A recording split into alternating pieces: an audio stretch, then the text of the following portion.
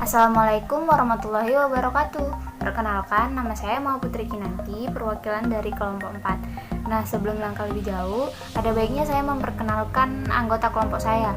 Anggota kelompok 4 beranggotakan saya sendiri, Maude Putri Kinanti, Ramadina Salafiana, Anessa Ica Permatasari, Tiara Nawangwulan, Tarisa Aulia Fiadora, dan Yunita Indah Sabila.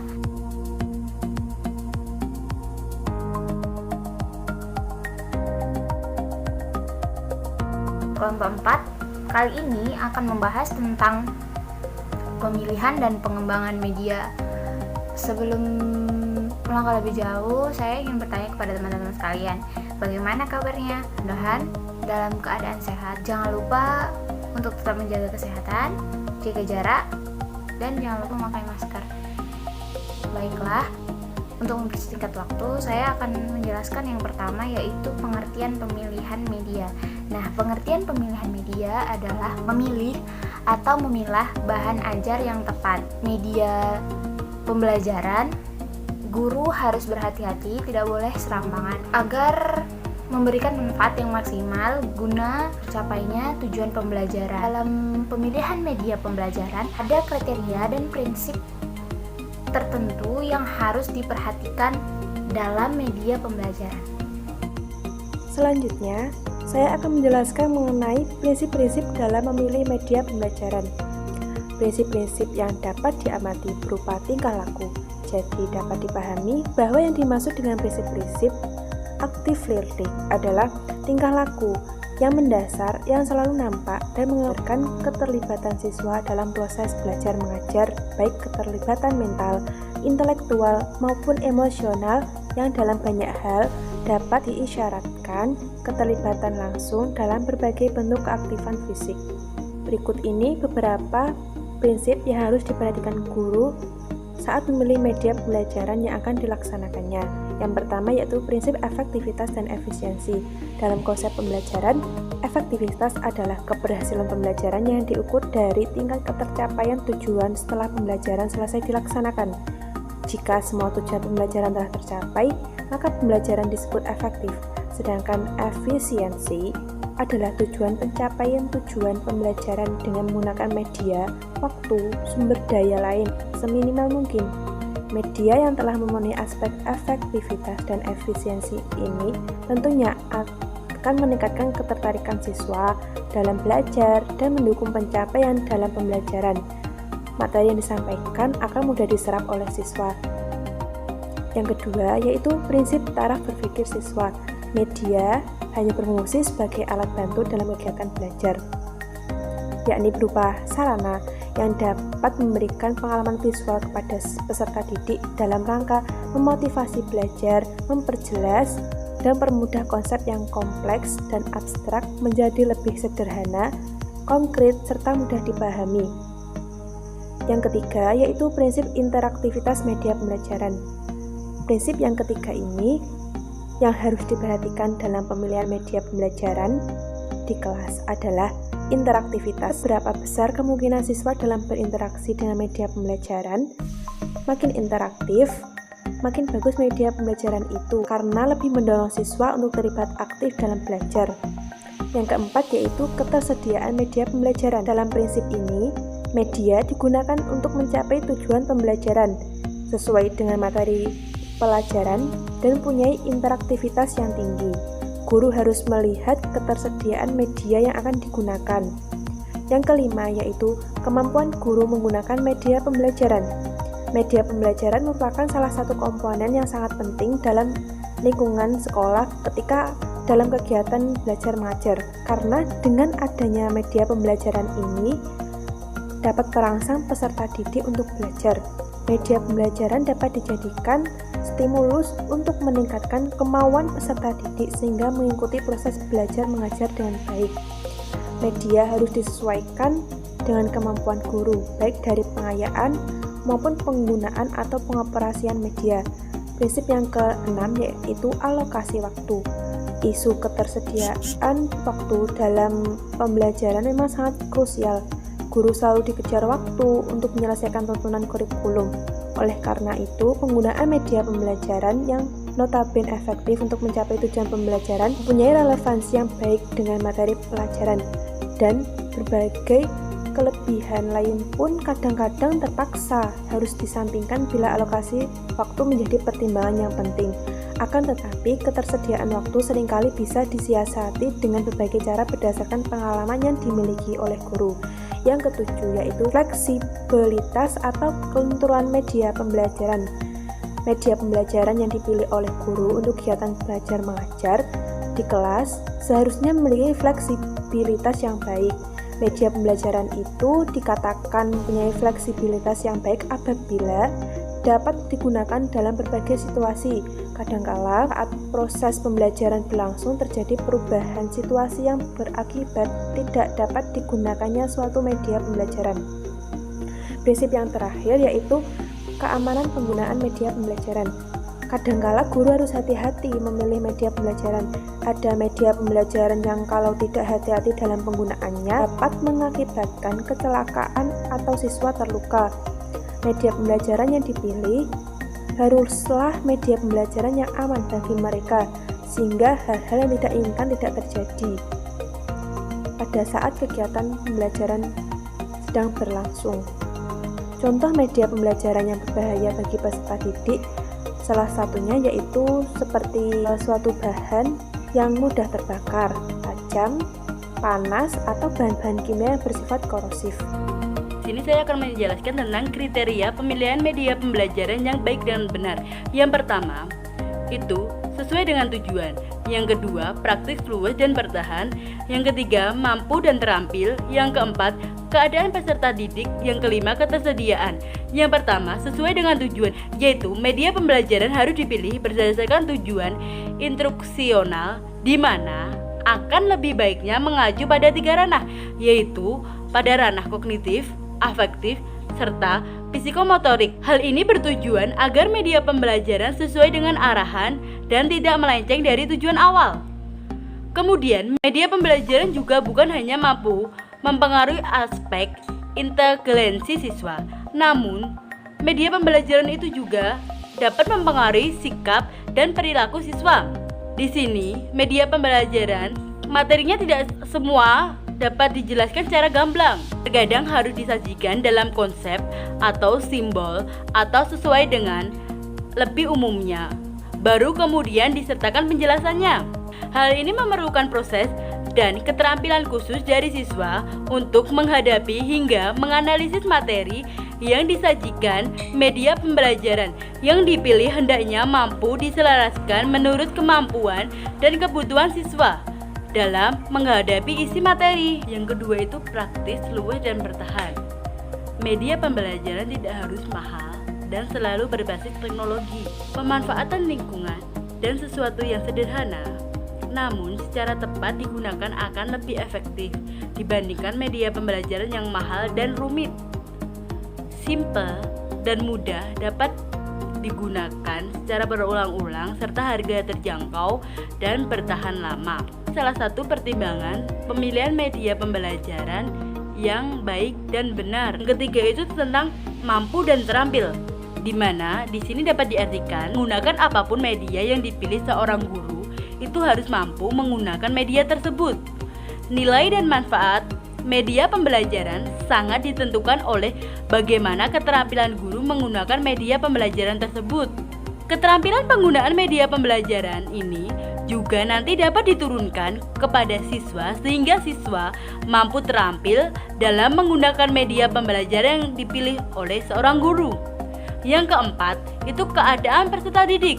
Jadi guru itu harus memperhatikan bagaimana keadaan peserta didiknya. Kriteria pemilihan media pembelajaran yang baik itu harus disesuaikan dengan bagaimana kondisi peserta didik, baik itu keadaan psikologis, fisiologis, dan sosiologis anak. Sebab media tidak sesuai dengan keadaan anak itu tidak akan membantu dalam pengajaran, namun akan menghambat. Jadi itu seorang guru itu harus pandai-pandai memperhatikan, oh anak ini bagaimana, anak ini cocoknya dikasih media pembelajaran yang bagaimana, itu harus sangat diperhatikan. Yang kelima itu ketersediaan. Walaupun suatu media dinilai sangat tepat untuk menyampaikan tujuan pembelajaran, namun media tersebut tidak dapat digunakan jika tidak tersedia. Menurut Wilson, media pembelajaran merupakan alat mengajar dan belajar. Peralatan tersebut dibutuhkan ketika untuk menyampaikan materi yang diperlukan oleh seorang guru ataupun siswa. Jangan sampai seorang guru menentukan dan memilih media pembelajaran yang tidak tersedia di sekolahan, karena itu akan menghambat. Jika tidak mampu membuat atau memproduksi media pembelajaran, maka pilihlah media pembelajaran yang alternatif yang tersedia di sekolahan untuk menjelaskan materi yang akan disampaikan oleh seorang guru ataupun untuk presentasi oleh seorang siswa. Untuk materi selanjutnya yaitu prosedur pemilihan media pembelajaran. Dapat kita tahu, dalam setiap kegiatan apapun pasti ada prosedur yang harus dilakukan untuk menetapkan sebuah kegiatan. Begitu pula dalam pemilihan media pembelajaran. Media pembelajaran memiliki beberapa prosedur yang berdasar sebagaimana yang dikemukakan oleh Arif S. Sadirman. Ada 3 model yang dapat dijadikan prosedur dalam pemilihan media pembelajaran. Yang pertama yaitu model flowchart. Model flowchart ini juga dikenal sebagai model bagan arus. Dalam model ini, sistem yang digunakan itu pengguguran atau gatal dalam pengambilan keputusannya. Jadi bisa dikatakan pula dalam model ini menggunakan eliminasi dalam pengambilan keputusannya. Model ini digunakan untuk penentuan akhir dalam pemilihan media pembelajaran. Untuk model yang kedua yaitu model matriks. Dalam model ini sistemnya menangguhkan pengambilan keputusan berupa pengambilan keputusan dan pemilihan sampai seluruh kriteria pemilihannya diidentifikasi. Model yang ketiga yaitu model checklist. Dalam model ini menangguhkan keputusan untuk memilih sampai seluruh kriterianya dipertimbangkan. Hal ini sangat cocok untuk media menjadi media rancangan. Dalam arti lain, sampai semua kriterianya itu dapat dipertimbangkan serta digunakan untuk meneliti kesesuaian pemilihan media pembelajaran. Meskipun belum ada penelitian tentang hal ini, namun model checklist lebih sesuai untuk melakukan prosedur pemilihan media pembelajaran. Jadi model matriks lebih serasi untuk digunakan dalam pemilihan media rancangan. Sedangkan model flowchart dapat digunakan untuk menggambarkan proses pemilihan media maupun media rancangan. Maksudnya dapat menggambarkan proses media jadi ataupun media perancangan. Pengembangan media pembelajaran berbasis teknologi informasi. Pemanfaatan jaringan komputer dalam sistem pendidikan jarak jauh dikenal juga dengan istilah computer conferencing system. Biasanya, sistem ini dilakukan melalui surat elektronik atau email. Adapun beberapa kelebihan pemanfaatan jaringan komputer dalam sistem pendidikan jarak jauh, yaitu memperkaya model-model tutorial, memecahkan masalah belajar yang dihadapi mahasiswa dalam waktu yang lebih singkat dan dapat mengatasi hambatan ruang dan waktu dalam memperoleh informasi, memberi kemungkinan untuk mahasiswa dan dosen melakukan interaksi pembelajaran langsung antar individu, individu dengan kelompok, dan kelompok dengan kelompok. Ketut Gede Dharma Putra mengemukakan beberapa media yang dapat digunakan dalam pembelajaran berbasis IT, yaitu yang pertama, internet. Internet adalah media sesungguhnya dalam pendidikan berbasis IT.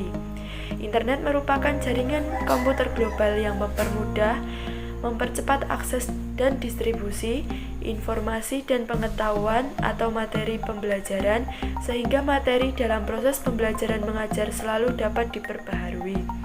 Yang kedua, intranet. Apabila penyediaan infrastruktur internet mengalami suatu hambatan, maka internet dapat dijadikan alternatif sebagai media pendidikan berbasis IT. Karakteristik intranet hampir sama dengan internet. hanya saja untuk area lokal atau dalam suatu kelas, sekolah, gedung, atau antar gedung.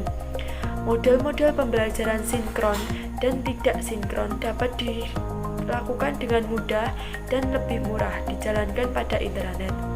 Menurut penulis, pada kondisi-kondisi tertentu, internet justru dapat menjadi pilihan yang tepat dalam menerapkan pendidikan berbasis IT. Yang ketiga yaitu mobile phone. Pembelajaran berbasis IT juga dapat dilakukan dengan menggunakan media telepon seluler. Hal ini dapat dilakukan karena kemajuan teknologi telepon seluler yang pesat, sehingga seseorang bisa mengakses materi pembelajaran, mengikuti pembelajaran melalui telepon seluler. Begitu canggihnya perkembangan teknologi ini sampai muncullah istilah baru dalam pembelajaran IT yang disebut dengan mobile learning. Yang keempat yaitu CD-ROM atau flash disk. CD-ROM atau flash disk dapat menjadi pilihan apabila koneksi jaringan internet atau intranet tidak tersedia. Materi pembelajaran disimpan dalam media tersebut, kemudian dibuka pada suatu komputer. Pemanfaatan media CD-ROM atau flash disk merupakan bentuk pembelajaran berbasis IT yang paling sederhana. Selain itu, ada komponen utama dalam pembelajaran berbasis IT menurut I Ketut Gede Dharma Putra, yaitu Learning Management System dan Learning Content. Learning Management System atau LMS merupakan suatu sistem komputer yang dapat diibaratkan sebagai staf administrasi yang mengatur penyelenggara proses belajar mengajar. Berikut ada beberapa fungsi dari LMS, yaitu 1.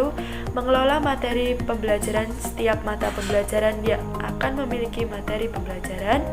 Yang kedua, registrasi dan persetujuan. Yang ketiga, melakukan evaluasi. Yang keempat, merekam aktivitas belajar mengajar. Yang kelima yaitu media komunikasi. Kemudian ada learning content. Learning content adalah materi pembelajaran itu sendiri yang akan disajikan kepada peserta pembelajaran. Isi materi harus dibuat oleh mereka yang mempunyai kompetensi di bidangnya, tidak peduli apakah mereka memahami banyak tentang IT atau tidak. Penyajian konten harus mengandung daya tarik, sehingga peserta memiliki minat untuk membaca, mempelajari, mengandung unsur-unsur animasi, suara, video, interaktif, dan simulasi. Namun demikian, harus tetap mengutamakan atau memperhatikan bandwidth dari internet atau intranet. Media pembelajaran dapat merupakan wahana penyalur pesan dan informasi belajar. Maksudnya, media pembelajaran yang dirancang secara baik akan membantu peserta didik dalam mencerna dan memahami materi pelajaran. Fungsi media dalam kegiatan pembelajaran bukan sekedar alat peraga bagi guru, melainkan sebagai pembawa informasi atau pesan pembelajaran. Masing-masing jenis media pembelajaran memiliki karakteristik, kelebihan serta kekurangannya. Itulah sebabnya maka perlu adanya perencanaan yang sistematis untuk penggunaan media pembelajaran. Yang kedua, di era globalisasi dan informasi ini, perkembangan media pembelajaran juga semakin maju. Penggunaan teknologi informasi atau TI sebagai media pembelajaran sudah merupakan suatu tuntutan. Walau perencanaan media berbasis TI memerlukan keahlian khusus, bukan berarti media tersebut dihindari dan ditinggalkan. Media pembelajaran berbasis TI dapat berupa internet, intranet, mobile phone, dan CD-ROM atau flash disk. Adapun komponen utamanya meliputi Learning Management System atau LMS dan Learning Content atau LC. 3. Penggunaan media pembelajaran ekonomi dapat memperlancar proses pembelajaran dan mengoptimalkan hasil belajar. Untuk itu, sebagai pendidik seyogyanya mampu memilih dan mengembangkan media yang tepat agar proses pembelajaran dapat berjalan lebih efektif. Sekian presentasi dari kelompok 4, kurang lebihnya mohon maaf. Bila ada yang ingin bertanya, boleh banget. Dan kelompok 4 juga menyediakan kuis. Mudah-mudahan teman-teman bisa meluangkan waktunya untuk menjawab kuis yang telah kami sediakan. Terima kasih. Assalamualaikum warahmatullahi wabarakatuh.